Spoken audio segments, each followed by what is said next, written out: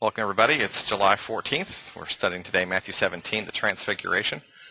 I got a good crowd here today, and glad to have you here with us. Let's go ahead and go into the text we've been looking at. So the Bible text told us that after 6 days, Jesus took with him Peter and James and John, his brother, and led them up a high mountain by themselves. Now, why these three apostles? Well, we don't know. Peter has traditionally been seen as the leader of the apostles, and so those are probably a logical choice there. Why James and John?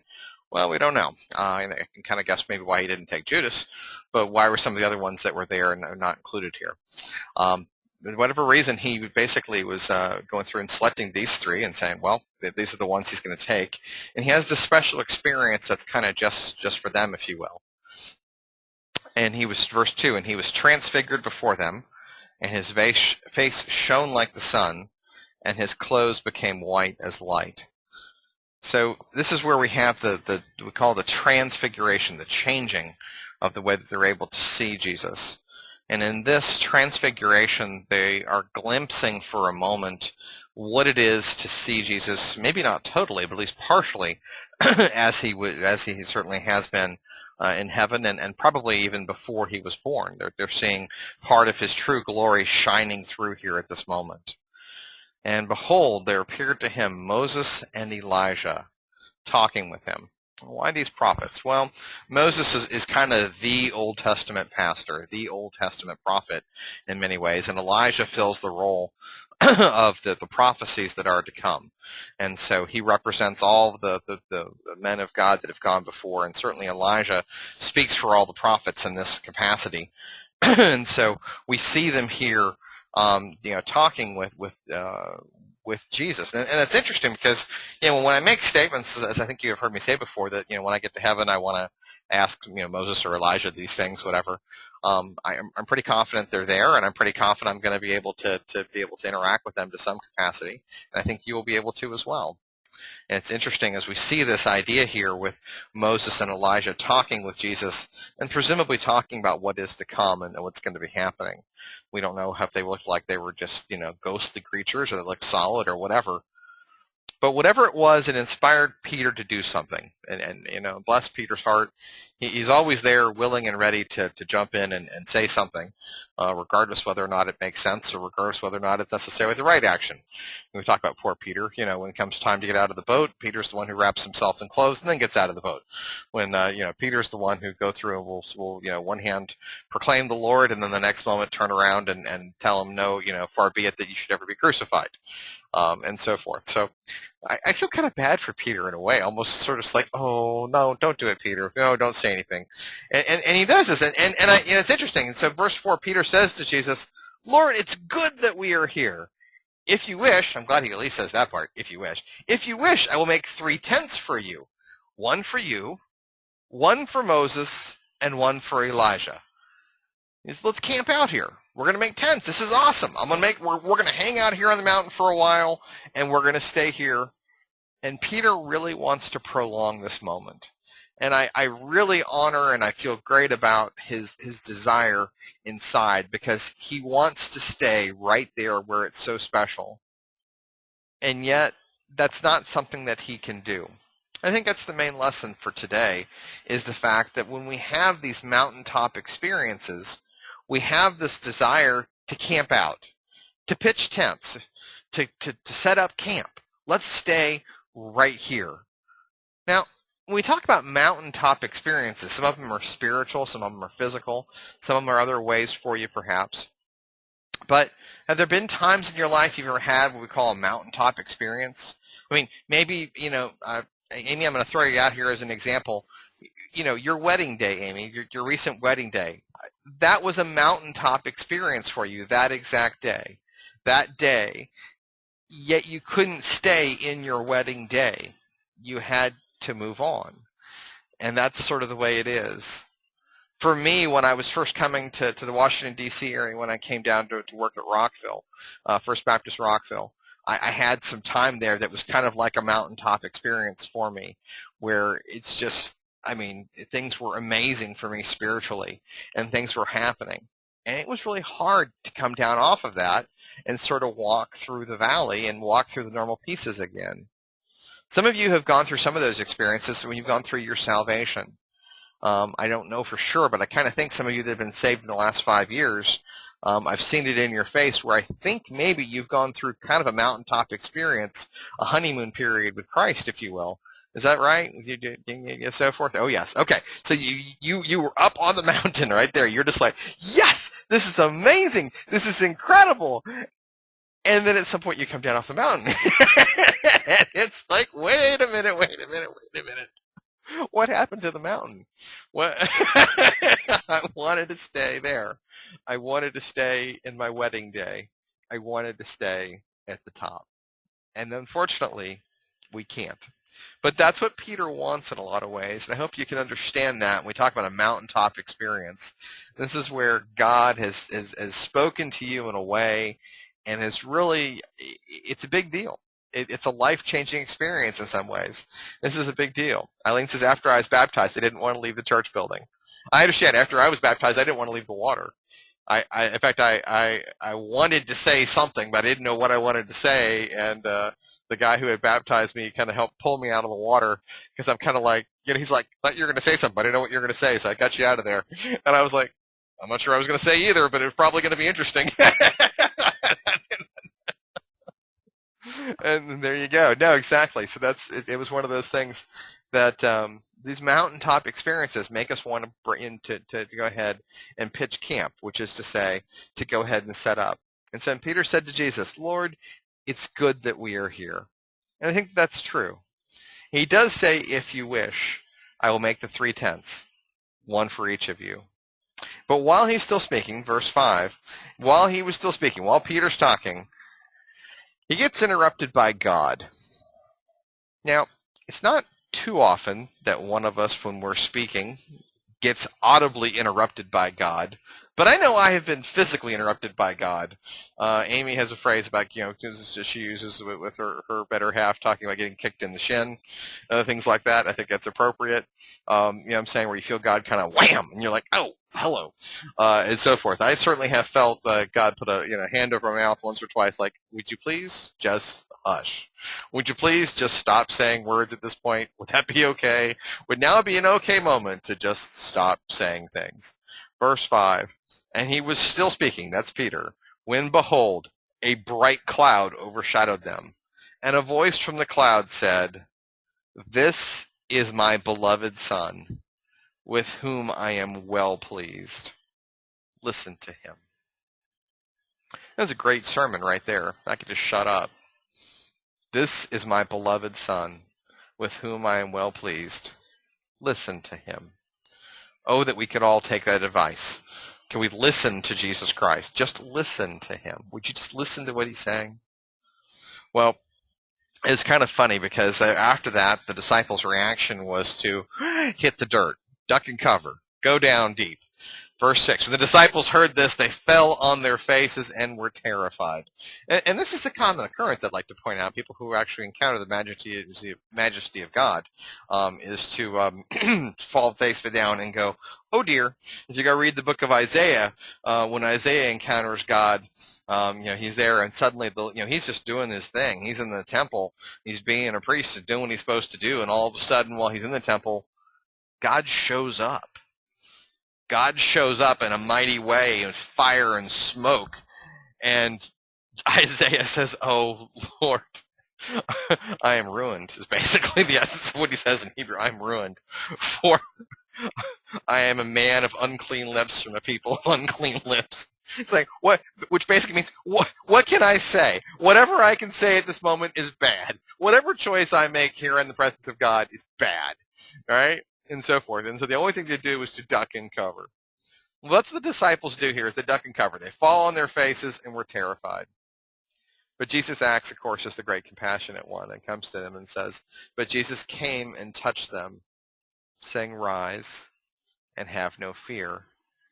And when they lifted up their eyes, they saw no one but Jesus only. The vision and the moment, and to some extent the mountaintop experience, although they were still on the mountain, had passed. It was gone. How was it that it vaporized? Well, ironically, it vaporized and Peter trying to hold on to it. Isn't that kind of funny? That's sort of the way this thing seems to come together sometimes. So what happens after they come down the mountain? Verse 9. They were coming down the mountain. Jesus commanded them, "Tell no one the vision until the Son of Man is dead." But apparently they've got some questions. They're still on the road, and they want to ask him some things about this. And the disciples ask him, well, okay, then why did the scribes say that first Elijah must come? Because this is one of the statements that's in the Jewish tradition. Elijah must come before the Messiah. And he answered, Elijah does come, and he will restore all things. But I tell you that Elijah has already come. Excuse me? When did Elijah come? Did we miss that? But I tell you that Elijah has already come, and they did not recognize him, but did to him whatever they pleased. So also the Son of Man will certainly suffer at their hands. Then the disciples understood that he was speaking to them of John the Baptist. So the implication here is that the spirit of Elijah, the essence of Elijah, the prophecy of Elijah, the sense of it, came in John the Baptist. Because that's what the prophecies had said in the Old Testament, that Elijah would come again and that he would come and prophesy. And Jesus is saying, yep, check, done. Already took care of that one. It's already taken care of. And they're like, oh, okay. All right, that explains a lot. First, it explains a lot about how it is that he can be the Christ without Elijah coming. Well, he did. It also explains a little bit about, just how wacky John the Baptist was, because the fact, that John was certainly out there in terms of his behavior and his sayings. Kind of like Elijah was. And that's actually a pretty common theme, by the way, for prophets, is they're, if you'll pardon the expression, out there or a tad wacky. By that I mean that they're just a little bit unusual. Okay? All right, well, let's go ahead and take about a few notes about this, and I think I have more bullets on this than I've had in a while. I did one slide, and I filled that one up, and I started another one. So grab your notebooks. So I've got a few comments here I'd like to share with you on these. First of all, in the honor of Mr. Foxworthy, that you might be a redneck if, well, you might be on a mountain if, right? You might be on a mountain if, number one, you have it in what I called an alone, in quotes, an alone experience with God. You have an alone experience with God. Something you can tell relates to just you or a few others. If you are in the middle of an experience and you recognize that everybody else is going to look at you a little crazy if you tell them about this one, you might be on a mountain. And some of you know what I'm talking about. That if I try and tell the people at work, if I try and tell people in my family, if I try and tell my non-Christian friends, heck, if I try and tell my Christian friends about what I think I just heard or saw or felt, they're going to look at me really kind of weird. If you have an alone experience, one of these that you're like, yeah, I don't know that I'm going to put this on my Facebook page. If you all follow what I'm trying to say, I don't know that I'm going to broadcast this one for all the world to have. This one may not be quite out there. That might tell you that you're on a mountaintop experience. You have an alone experience in there. Number two, you suddenly see things in a different way or light than you have before. This is what's called a spiritual breakthrough. They've been following Christ for almost 3 years at this point. They've been walking with him, eating with him, sleeping next to him. They know what this guy smells like. They have literally been walking alongside, walking in his dust for 3 years. And all of a sudden, they see him literally in a different light. They see Jesus as they've never seen Jesus before, and he becomes real to them in a way that is beyond their wildest expectations. He goes from being this, yeah, I think kind of maybe, to, no, really, this is the dude. This is the one. This is God.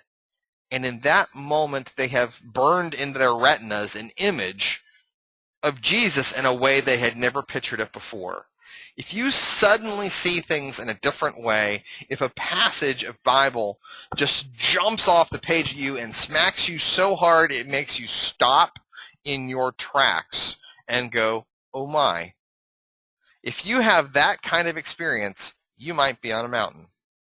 You might be on a mountain if all of a sudden you see things in a different way or different light than you have before. Number 3, you feel awe and wonder at God's presence. Now, I hope you feel some awe and wonder fairly often, maybe not every day, but I hope you feel some awe and wonder weekly, daily. But I mean, this is like duck and cover. Do you understand? I mean, this is like your heart goes, oh shoot, I forgot. He's the one who holds the universe in his hand. Maybe I should realize I'm just kind of a little small person in the whole great big thing of things. You'll understand? I mean, this is sort of the, the whole understanding of you recognize the majesty and power of God in a way that, yes, absolutely, Jesus Christ wants to be your friend. Yes, absolutely, he wants to be your closest person. On the other hand, he is Lord of Lords and King of Kings, the first and the last, the Alpha and the Omega. And when you get a sense of his awe, wonder, and power in a way that quickens your heart and makes you pause, you might be in a mountaintop experience. That may be something there. For me, in a little way, I mean, this isn't even just a big one, but a little way, I get goosebumps. I mean, I literally, in fact, I've shown them to Sheree before, where I physically, my arm will break out in goosebumps, and I will go, yep, there we go, right there. And I can physically point to a physical manifestation of the spiritual power I'm feeling around me at this moment. In fact, it's one of the points I used to point out after I became a Christian was that never happened when I was a Wiccan and I was in Circle. There you have it. Wow. Okay, so anyway, there's power, raw power, and that is something that was just an awesome part of that. So, all right, you feel awe and wonder at God's presence. Bullet number 4, you don't want to leave where you are spiritually to see what's next. Number 4, you don't want to leave where you are spiritually to see what is next. There's a part of you that wants to stay just in this moment, to just sit right here and don't move. And that's okay. It's okay to feel that, and it's okay to experience that, so long as you understand that you are going to have to leave that moment and you are going to have to move on. If you understand that, then it's okay to sit there and say, okay, please, God, let me just stay right here for just a moment. Let me just stay where I am and just let this wash over me before it's gone, because it will be. So number 4 is you don't want to leave where you are spiritually to see what is next. That might be an indication you're on a mountaintop. So let's talk about a couple lessons from the mountaintop. For those of us that you've had them, I hope that sometime in your life you either have or you will have one. Maybe it's not, probably won't be as dramatic as what happened to the Transfiguration. You're probably not going to have something so dramatic, so intense that it, just absolutely, turns your hair white like it did with Moses in one example. But it is hopefully something that will occur during your spiritual walk. At the least, the act of your salvation, I hope, was something that was a mountaintop experience for you, at least in some way. So what are my lessons from the mountaintop? Number 1, coming back down is hard. Coming back down the mountain is hard. It should be easy. Walking up the mountain is supposed to be the hard part, right? Those of us who have done some hiking, I can tell you right now, walking down hurts more than walking up.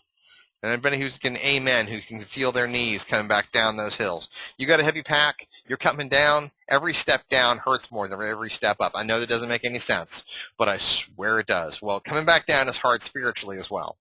All right? Now, some of you are very controlled people, and by this, your emotions are not. You don't put your heart on your sleeve. You're very controlled. You don't cry in public often. You're very there, and so from that, yeah. Stoic, right? Go with that, Sheree. All right. So from that perspective, you may very well think, well, yeah, this sermon's not for me because this, I don't have these really high emotions. I don't have these high highs and these low lows. But I would comment to each and every one of you, even those of you who think you're well in control, it still swings. Maybe it just doesn't swing as far, but God still speaks to your heart just as well. And coming back down is hard just as well for you as for the rest of us, in my opinion. So my 2 cents there. Number one, coming back down is hard. Bullet number 2. You may say a few things that, in retrospect, are kind of stupid sounding. You may say a few things that, in retrospect, are kind of stupid sounding. And I say that because of the fact that I've said a few. Okay, I felt really bad. This has been a couple years ago, a number of years ago actually, but I remember reading about an airline pilot that just got back after a missionary trip. It was his first flight after he got back. He got on the loudspeaker and announced to everybody he had just a wonderful, life-changing experience in this missionary trip, and he encouraged everybody on the plane to turn around to people right next to him and share if they'd ever had a really significant religious experience like that as well. They called security on him.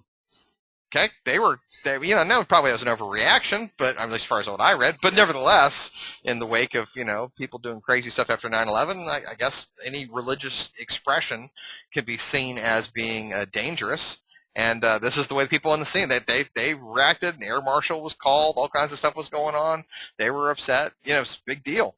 Well, this is something that in his case, he said something that maybe other people weren't really ready for, if you all follow my point.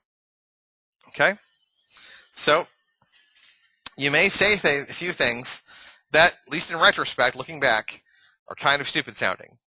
So what was that here? Well, that was Peter. And maybe I'm being too hard on Peter, you know what I'm saying? Trying to make the tents for everybody that was there. But, that was sort of his thought to, hey, this is a great idea. Hey, let's go ahead and do this. You may very well say something else along those same lines. You're like, wow, I said that? Yeah, you said that. Okay? Number 3, you may not understand what you learned on the mountain until you are long gone from it. Number 3, you may not understand what you learned on the mountain until you're long gone from it. You may know in your moment that you want to stay in the mountain, but it's only when you get back down off the mountain and you can look back up at it that you can appreciate its height, its majesty, its scale in terms of the rest of the terrain, and everything else that's going on. Okay? So this is one of those things that what happened with Peter? Well, Peter was only able to fully understand the implications of Jesus being revealed as fully as God in retrospect of looking back really after the resurrection. I mean, he understands this only in a more distant context. Only by pulling back is he able to really appreciate those lessons up on the mountain. If he'd stayed there and they hadn't moved forward in the story, he would have never been able to fully comprehend all the meaning that was there. So number 3, you may not understand what you learned on the mountain until you are long gone from it. I didn't put it as a bullet, but I thought about it. I'll mention it here verbally.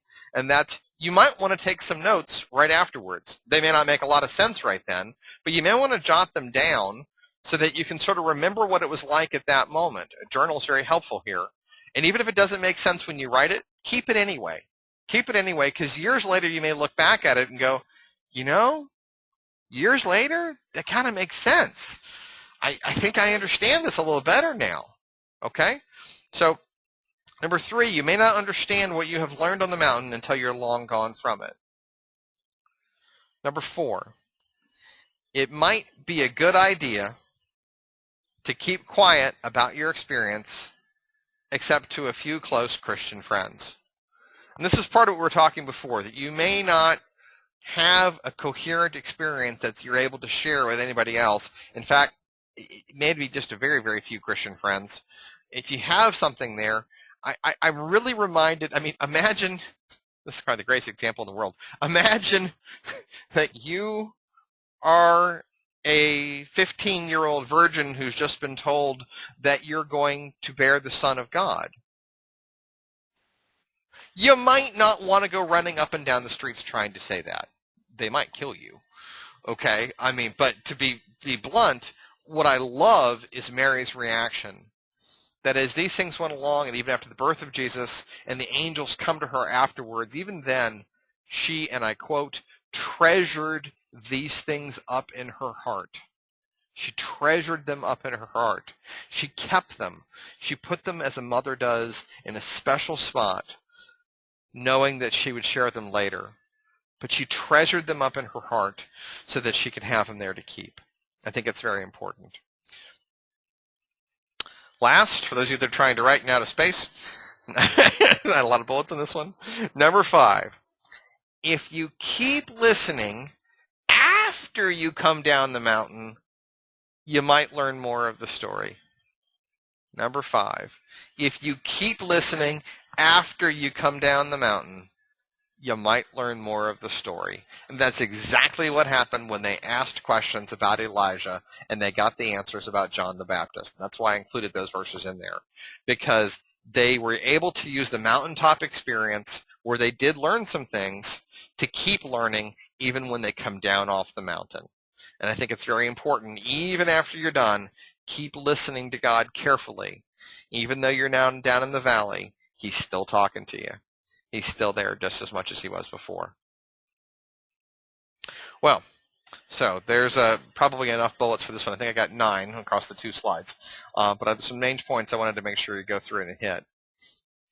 What gets us to the question of the week? I made a long one just to make it a long piece here. Sheree's going, great, I got to write all this.